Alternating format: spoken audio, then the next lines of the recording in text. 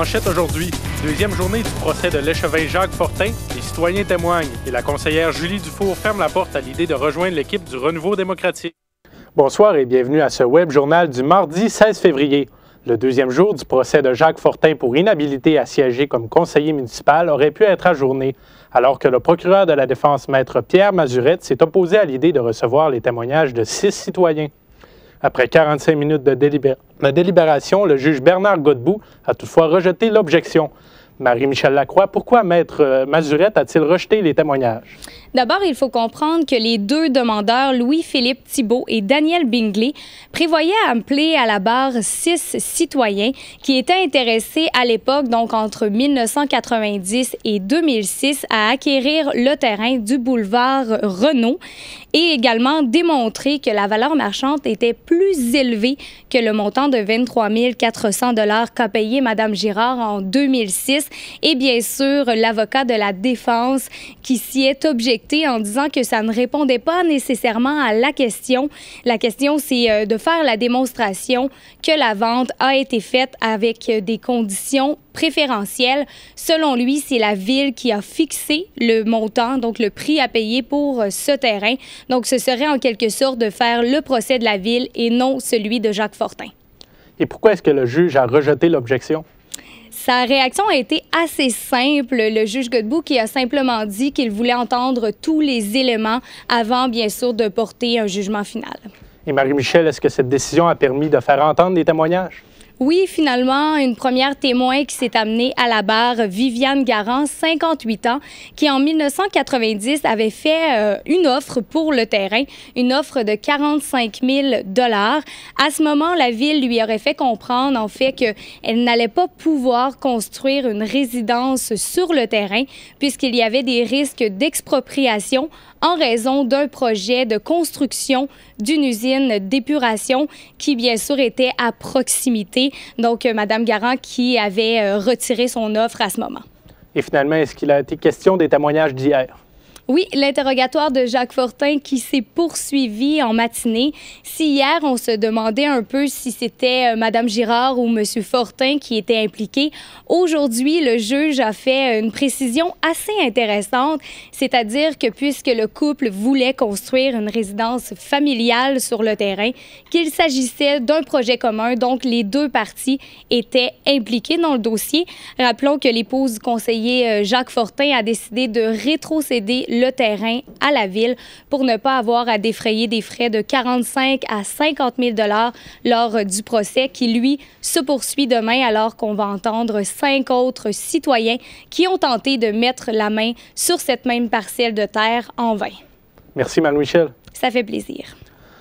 La conseillère municipale de Chipchas, Julie Dufour, aimerait que ses collègues de la ville se lèvent et l'appuient pour réclamer un appel de candidature qui déterminerait la prochaine vérificatrice générale.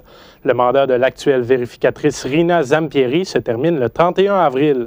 Mon collègue Antoine Lacroix s'est entretenu avec Julie Dufour un peu plus tôt cet après-midi. Bonjour, Mme Dufour. Bonjour. Donc, première question, pourquoi devrait-on engager une firme externe pour choisir le candidat pour le vérificateur général? Faut comprendre qu'un vérificateur général dans une ville, ça doit d'avoir toute l'impartialité et l'indépendance possible pour faire son travail. C'est quelqu'un qui vérifie tout ce qui se passe au niveau de la ville, autant au niveau des chiffres comptables que des contrats, que de l'optimisation de nos services. Je pense que c'est le vérificateur général, lui, qui répond à l'ensemble de la population ainsi qu'au conseil de ville pour dire est-ce que vos élus gèrent bien votre argent collectif? Est-ce qu'il y a des façons de s'améliorer? C'est le vérificateur général qui s'assure que tout est bien fait et conforme. Donc, moi, je pense que dans cet intérêt-là du grand public, il faut y aller par un appel d'offres qui est public, un appel de candidature publique pour être capable de choisir la meilleure personne pour faire ce travail-là. On ne peut pas dire qu'on a la meilleure personne si on la compare avec rien. Je peux dire que mon fils est le meilleur à l'école primaire parce qu'il a eu un A, mais si la moyenne est A+, on s'aperçoit que ce n'est pas nécessairement comme le meilleur. Je pense que c'est en ce sens qu'on aurait intérêt, en tant que grande ville, au Saguenay-Lac-Saint-Jean, de faire appel à un appel de candidature ouvert. Et comment expliquez-vous que vous êtes une des candidates qui prend ce dossier-là le plus à cœur, qui défend cet appel d'offres? Bien, je suis un élu, je suis plus une candidate. Oui, pardon. Mais c'est pas grave. Pourquoi je le prends à cœur? Bien, pour moi, c'est essentiel. On a des grands principes dans la vie. Je veux dire, la démocratie, tout le monde l'utilise, mais c'est quoi de la démocratie? C'est quoi de la saine gouvernance? C'est s'assurer que les acteurs jouent bien leur rôle. Pour moi, c'est important parce que je me dis que s'il n'y a pas personne qui lève un tag là-dessus, qui va le faire? Et est-ce que vous aimeriez avoir une meilleure implication d'autres conseillers ou de l'opposition qui est l'ERD? Bien, pour ce qui est du dossier du vérificateur général adjoint, qui est un autre dossier, il y a quand même d'autres de mes collègues qui m'ont appuyé. T'sais, quand on pense à François Tremblay, le président de l'arrondissement de la Baie, Mme Néron, Mme Boivin de l'ERD ont quand même levé la main. Est-ce qu'on comprend? Ça va vite en politique. Est-ce que tous les gens comprennent tous les maillons forts de notre administration publique? C'est une très bonne question, mais c'est sûr que j'aimerais bien que l'ensemble du conseil disent et s'affirment oui. Si on n'a rien à cacher, si on veut vraiment la meilleure personne, qu'on y aille par appel de candidature publique. Et selon vous, comment le maire Tremblay devrait gérer ce dossier-là en rappelant que le mandat de Mme Zimpéry termine le 31 avril prochain? Bien, au conseil de ville du mois de janvier, je lui ai posé la question. J'ai dit, Monsieur le maire, est-ce que vous pensez former un comité? Est-ce que vous pensez y aller par un appel d'offres publiques? Il m'a répondu qu'il ne savait pas, qu'il allait regarder la loi, puis qu'il allait me revenir avec ça. J'ai reposé la question au mois de février, puis c'est une question qui est un peu vague en disant, bien, faites-nous confiance, puis on va avoir la meilleure personne, puis on va vous proposer quelqu'un. Il ne faut pas oublier que dans la loi, le vérificateur général est voté aux 2/3 des voix du conseil de ville. Donc, c'est la responsabilité, pas du maire, des conseillers. On est 19 à Saguenay plus le maire, on est 20 élus, qui, aux 2/3 des voix, il faut voter pour cette personne-là. J'ose croire qu'on va avoir plus qu'une personne. J'ose croire qu'on va être capable de valider si ces personnes-là sont les meilleures pour pouvoir voter. Et comment réagissez-vous au fait que le maire Tremblay considère que ce poste-là est de moins d'importance? Il avait dit ça au dernier conseil de ville. Bon, je pense que tout le monde a droit à son opinion, mais si on regarde dans la loi ne parle pas pour rien dire, puis le législateur non plus. On a un vérificateur général au provincial, à l'Assemblée nationale. On en a un aussi dans les plus grosses municipalités de 100 000 habitants et plus. D'ailleurs, dans le rapport de la commission Charbonneau, ils sont en train de recommander que les plus petites villes aient aussi accès à des vérificateurs généraux pour s'assurer que le public finisse par avoir confiance encore à leurs politiciens. Quand on n'a rien à cacher dans la vie, quand on pense qu'on fait le meilleur travail, est-ce que ça dérange quelqu'un qui le vérifie puis qui le dise? Moi, je pense pas. Et vous avez été souvent en opposition avec le maire Tremblay. Comment qualifieriez-vous votre relation avec le maire?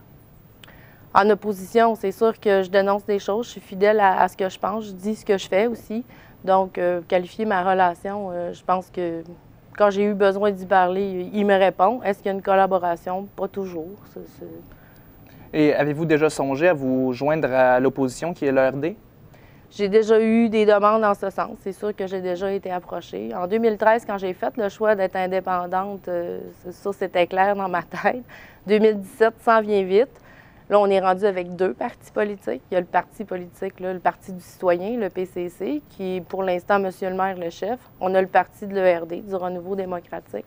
Je me questionne encore beaucoup aujourd'hui sur les partis politiques au municipal.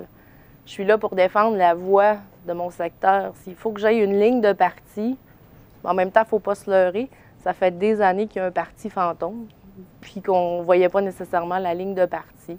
Mais je pense que pour moi, 2017 sera encore, c'est sûr que je me représente et sous le sceau de l'indépendance. Donc, est-ce que vous pouvez songer aussi à briguer la mairie, par exemple? C'est drôle parce que depuis que le maire a dit qu'il ne se représentait pas, il y a comme une espèce de chasse au leadership et pour la mairie. Est-ce que je serais capable de faire ce travail-là? Je pense que oui. C'est un travail qui demande une grande écoute.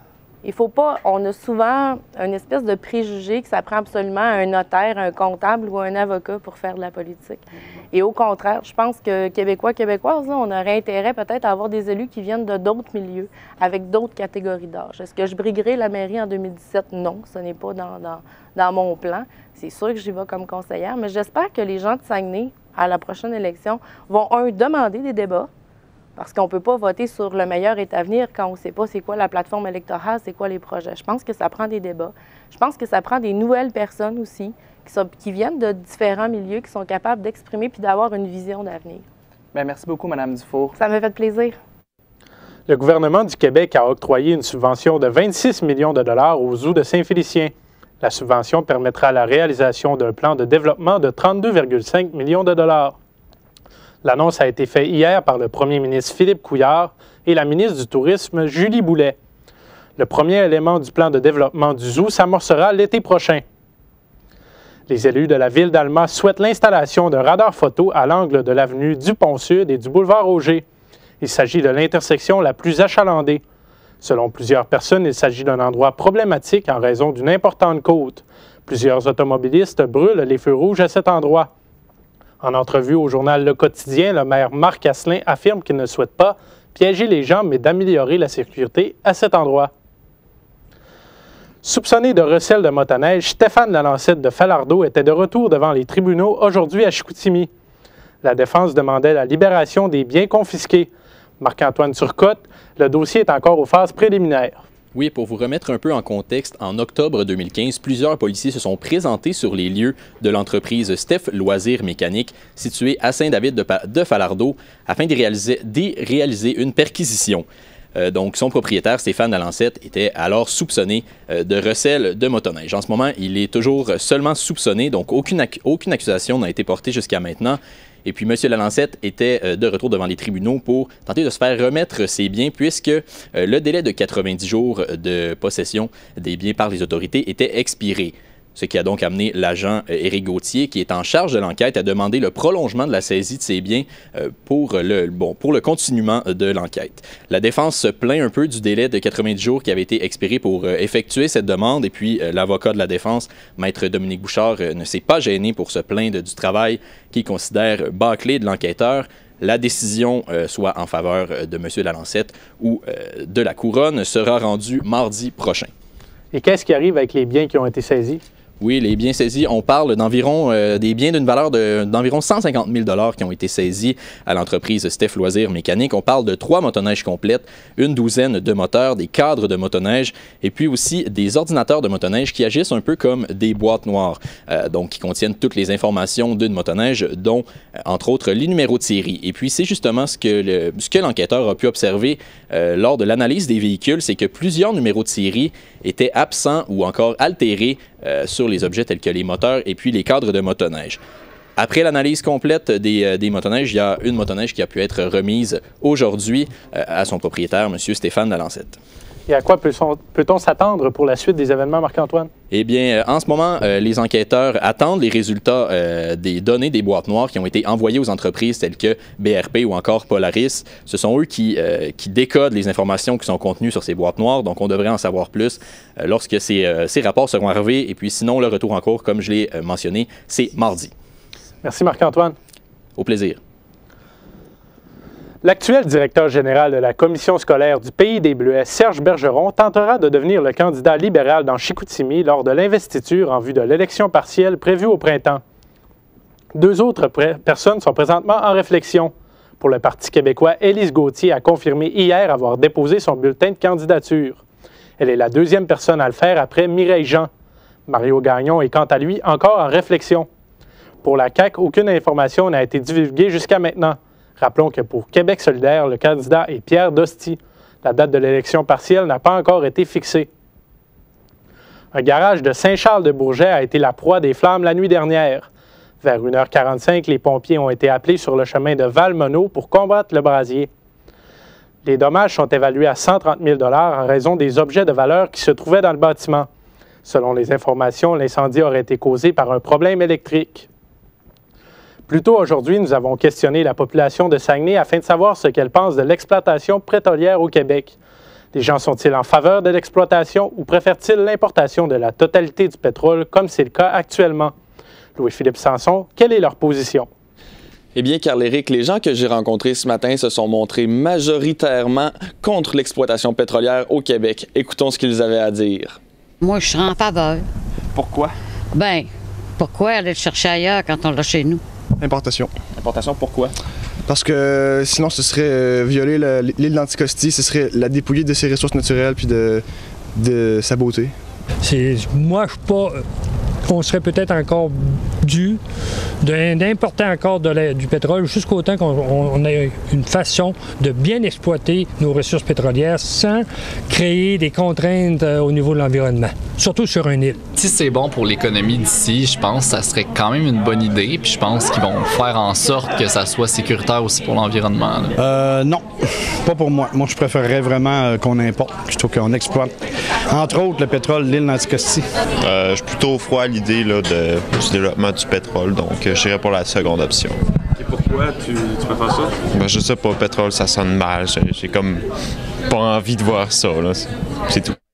Cette semaine, ce sont les journées de la persévérance scolaire. Des organismes tels que le Conseil régional de la prévention de l'abandon scolaire ont préparé des activités et des campagnes de mobilisation pour encourager la persévérance scolaire.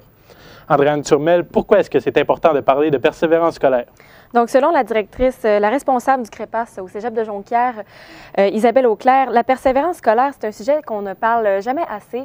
Selon elle, c'est parce que les gens vont penser que c'est vraiment un sujet qui touche seulement les écoles, mais elle pense que tout le monde devrait y mettre du sien là, pour encourager la persévérance scolaire, donc autant la famille que les amis, que les enseignants. Elle ajoute que les journées du 15 au 19 février ont été choisies parce qu'elles se rapprochaient de la semaine de relâche et que c'est souvent durant la semaine de relâche que les élèves qui ont de la difficulté à l'école vont peut-être décider de lâcher l'école. Donc, elle en parle un petit peu plus en détail. On l'écoute. Qu'un jeune a besoin d'encouragement chaque jour, et ce tout au long de l'année, et particulièrement cette période-ci, là où on est à la veille de la relâche, c'est les examens, c'est très stressant, parfois on a une angoisse par rapport à ce qu'on va être capable d'avoir des résultats qu'on souhaite. Et Andréane, quelles sont les activités qui ont été organisées pendant ces journées-là? Bien, premièrement, il va y avoir de la mobilisation qui va se faire sur tous les niveaux. Donc, par exemple, les élus de la ville de Saguenay ont été invités à discuter du sujet, là, par exemple, dans les conseils de ville, et aussi à porter leur ruban vert dans leurs sorties publiques. Il va aussi y avoir des activités qui sont encore à confirmer là, au Patro de Jonquière. Et plus précisément, dans les écoles, aujourd'hui, au cégep, les étudiants ont été accueillis avec des mots d'encouragement et des autocollants sur la graduation. Il va aussi y avoir des activités là, dans toutes les écoles, autant au niveau primaire, secondaire que collégial. Madame Auclair tient quand même à rappeler que l'encouragement et la persévérance, ça devrait vraiment se faire tout au long de l'année et pas seulement durant la semaine spécifique. Donc, ça se fait par des gestes simples qu'elle explique. Donc, une simple tape sur l'épaule, un « t'es capable », rappelle-toi comment t'es bon, rappelle-toi comment t'as performé dans t'as réussi dans tel défi. Donc, c'est un peu ça là, le sens de l'encouragement et des gestes simples. Et Andréane, pouvez-vous nous expliquer le thème « Soyez un super-héros » qui a été choisi cette année? Oui, donc le concept, ça consiste à choisir une ou des personnes qu'on considère là, qui sont comme des super-héros qui ont aidé des élèves à les encourager dans leur persévérance scolaire, peut-être pas décrocher. Isabelle Auclair rappelle que ça peut être vraiment n'importe qui. Là. Ça peut être des professeurs qui ont aidé, oui, mais aussi des amis qui ont peut-être aidé parce qu'ils ont fait des devoirs, des choses comme ça, la famille. On va ensuite venir parler des super-héros sur les médias sociaux sous forme soit de témoignages par texte, de vidéos ou de photos. Et le but, c'est vraiment de faire sortir les super-héros de l'ombre, mais aussi de créer des mouvements où nos amis vont vraiment venir partager les choses et ensuite sélectionner leurs héros à eux. Donc, c'est vraiment pour encourager la persévérance scolaire sous toutes les plateformes. Au Cégep de Jonquière, précisément, on a posé des affiches où les étudiants ont été encouragés à donner des mots de persévérance aux autres étudiants. Merci, Andréane. Ça fait plaisir.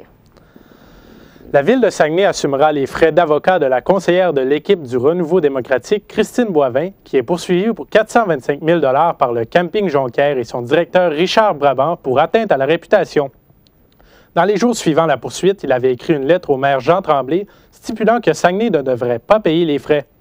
Or, le comité exécutif de la Ville s'est penché sur la question et c'est la Ville de Saguenay qui s'occupera de la facture.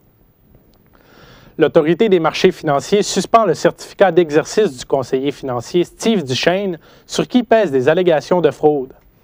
Les victimes sont d'ex-travailleurs de l'usine Graphic Packaging dans l'arrondissement de Jonquière. C'est ce que rapporte Radio-Canada ce matin. L'AMF suspend également le cabinet de M. Duchesne, Force collective Saguenay.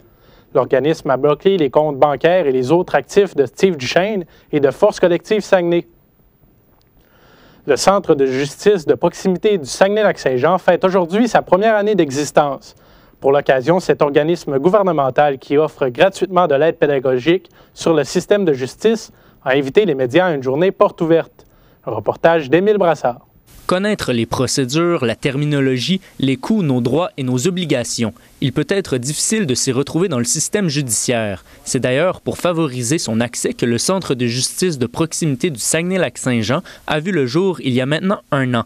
L'organisme situé à Jonquière organisait aujourd'hui des portes ouvertes. Nos locaux, rencontrer le personnel, puis discuter un peu d'accessibilité à la justice, puis venir connaître nos services, quoi. Le Centre de justice de proximité du Saguenay-Lac-Saint-Jean est le 6e et dernier à avoir ouvert au Québec. On peut entendre son directeur, M. Duchesne, dresser son bilan. C'est un bon bilan. Pour une première année, on s'est fait connaître. On a fait la promotion de nos services. De mois en mois, on a eu un plus grand achalandage. Jusqu'à présent, on a répondu à près de 1900 citoyens. C'est 1133 demandes par téléphone, 402 en personne et 403 lors de séances d'information. Afin de réduire les coûts et les délais des tribunaux, les personnes aux prises avec des problèmes juridiques peuvent considérer d'autres options que des poursuites en cours. 82 % des dossiers se règlent sans avoir recours au tribunal, selon Maître Duchesne. Ce dernier tente d'informer le public sur les options juridiques sans donner de conseils. En ce sens, il anime une chronique sur les ondes de CKAJ tous les mercredis matins. En cette journée d'information, le Centre de justice de proximité du Saguenay-Lac-Saint-Jean souhaite faire connaître ses services auprès de la population, mais également augmenter son nombre d'utilisateurs. C'était Émile Brassard, ATM Information, Saguenay. Au sport maintenant, le Canadien de Montréal s'est incliné 6-2 hier contre les Coyotes de l'Arizona. Oliver Ekman-Larsson et Martin Enzal ont récolté chacun 1 but et 2 passes pour les Coyotes. Du côté du Canadien, la réplique est venue des bâtons de Dale Weiss et Brendan Gallagher.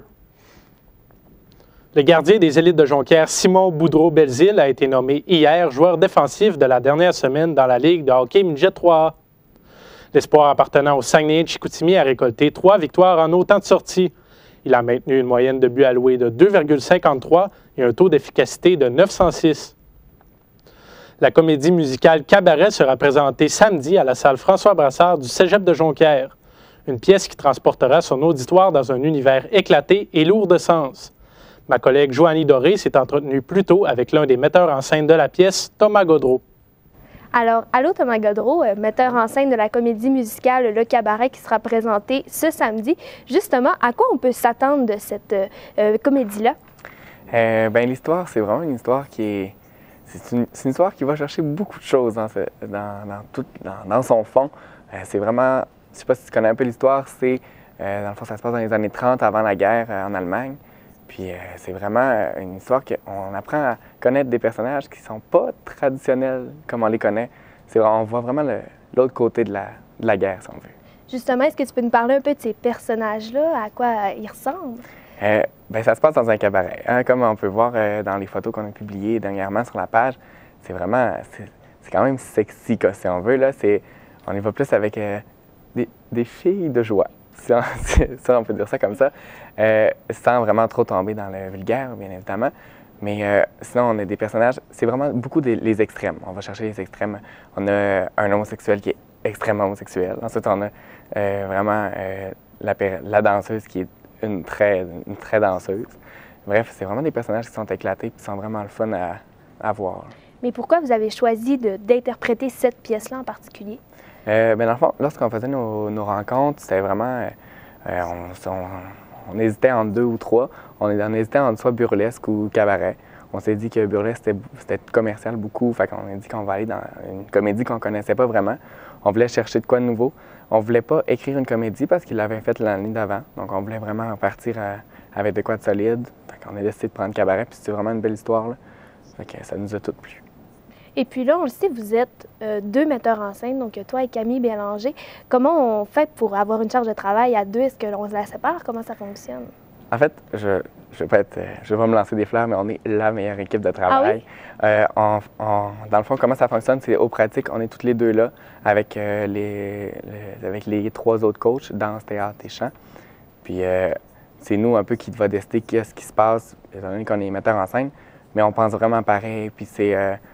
on se demande toujours ça te va-tu, ça te va-tu pas? Fait qu'on y va, ça roule avec nous, puis on n'a vraiment pas peur de se dire « Ah non, ça, j'aime pas ça. » Ça, je trouve que c'est une belle équipe de travail, puis vraiment, là, on travaille très bien ensemble, puis on pense pareil. Et justement, c'est ta première expérience de metteur en scène. Comment on fait pour se préparer à ça? C'est vraiment une grosse expérience, ça je peux te le dire tout de suite. C'est vraiment une très grosse expérience. Je suis arrivé dans le monde de la comédie, mais justement Camille, elle, c'est sa 2e année. Donc elle m'a vraiment supporté dans tout ça, puis elle m'a fait faire du chemin vraiment beaucoup. Elle m'a montré les bases. Puis après ça, j'ai grandi. J'avais une bonne base en théâtre aussi, là, fait que je savais un peu comment ça fonctionnait. Mais la mise en scène, c'est pas facile au début, mais ça s'apprend très bien. Puis je suis prêt pour la 2e année. Mais comment tu vis ça d'être obligé de coacher un peu des gens qui n'en sont pas à leur première comédie musicale, tu sais, que c'est pas leur première expérience? Des fois, c'est pas facile, mais comme je dis souvent, c'est moi et Camille qui a choisi la comédie. Donc, moi, je sais qu'est-ce qu'on veut.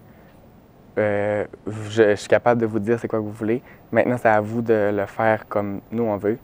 Puis moi, je suis là juste pour fignoler tout ça parce que c'est vraiment des très bons acteurs, puis c'est vraiment des très bons chanteurs, danseurs. C'est vraiment incroyable. Fait que j'ai pas beaucoup de choses à dire, mais quand j'en dis, le monde, ils m'écoutent, puis ils n'ont pas peur de ça. Ils savent ce que je veux. Mais est-ce que tu penses que tu es moins pris un peu au sérieux ou il y a vraiment... En fait, le sérieux, il n'y en a pas vraiment dans la comédie musicale. C'est vraiment beaucoup... c'est éclaté comme gang. Donc, mais oui, je suis pris au sérieux quand même parce que les gens, ils savent que on a une bonne idée de la comédie puis on sait qu'est-ce qu'on veut vraiment. Puis nous, on est allé voir la comédie à Montréal cet été. Cabaret se faisait à Montréal, on est allé la voir. On a écouté le film, plusieurs versions des films. Donc, on sait vraiment ce qu'on veut. Puis on voulait, oui, que ça ressemble à Cabaret, mais on veut que ça soit à notre sauce aussi, que ça soit nous qui décident vraiment c'est quoi qu'on veut. Et puis là, on sait, c'est ce samedi, donc la pièce musicale. Est-ce qu'il reste encore des billets? Comment ça va la vente? Oui, mais dans le fond, on a vendu... Oui, il reste des billets. On a vendu la majorité, même plus que la majorité, des billets VIP. Ceux-là, ils étaient à 15 $. Il en reste quelques-uns. Ça, c'est sûr que tu as une bonne place. Quand tu es assis dans les billets VIP, c'est sûr que tu vois toute la scène. Pas que tu vois pas toute la scène partout, mais c'est vraiment... Tu es au centre, tu vois, c'est une bonne place. Sinon, l'admission générale, il reste quand même des billets. On est confiant que ça va se vendre sous peu. Mais c'est pas alarmant. Là. Il en reste vraiment beaucoup. Là. Puis, il en reste pas beaucoup, pardon. Puis, vraiment, ça va bien côté des ventes de billets. Les gens là, qui entendent ça à la maison, qui sont intéressés à aller voir la pièce, où est-ce qu'on peut se procurer ces billets-là? À l'encrier étudiant, on peut appeler directement là ou se présenter. Puis, vous avez le choix de vos places. C'est 10 $ pour les étudiants, 12,50 pour l'admission générale. Donc, on rappelle, la pièce Le Cabaret, c'est ce samedi au Cégep de Jonquière. Merci beaucoup, Thomas. Merci. À la météo, maintenant, Nicolas Cloutier, on attend beaucoup de neige au cours des prochaines heures. Oui, effectivement, Carl Éric, Environnement Canada a émis en avant-midi un avertissement de tempête, c'est-à-dire qu'on s'attend à des conditions hivernales dangereuses et à jusqu'à 15 à 40 cm de neige qui tombera jusqu'à demain matin. Il faudra donc être particulièrement vigilant sur les routes, les rues, les trottoirs et les terrains de stationnement, d'autant plus que cette neige prendra la forme de pluie verglaçante dans certains secteurs. Ce soir au Saguenay, on annonce une température de moins 2 degrés et une température ressentie de moins 5 degrés, alors que cette nuit, la température tombera à moins 6 et à moins 13 pour la température ressentie. Au lac Saint-Jean, ce sera un peu plus froid, avec une température de moins 4 qui atteindra moins 9 avec le refroidissement éolien. Et la nuit, il fera moins 8 degrés, mais jusqu'à moins 16 degrés avec le facteur vent. Mercredi matin, au Saguenay-Lac-Saint-Jean, on s'attend à des températures similaires à celles de la nuit, avec un peu de neige et un peu de soleil. Donc, bref, être prudent sur les routes et s'habiller chaudement sera le mot d'ordre. Merci Nicolas. C'est ce qui complète votre bulletin d'information. Merci d'avoir été là et à demain.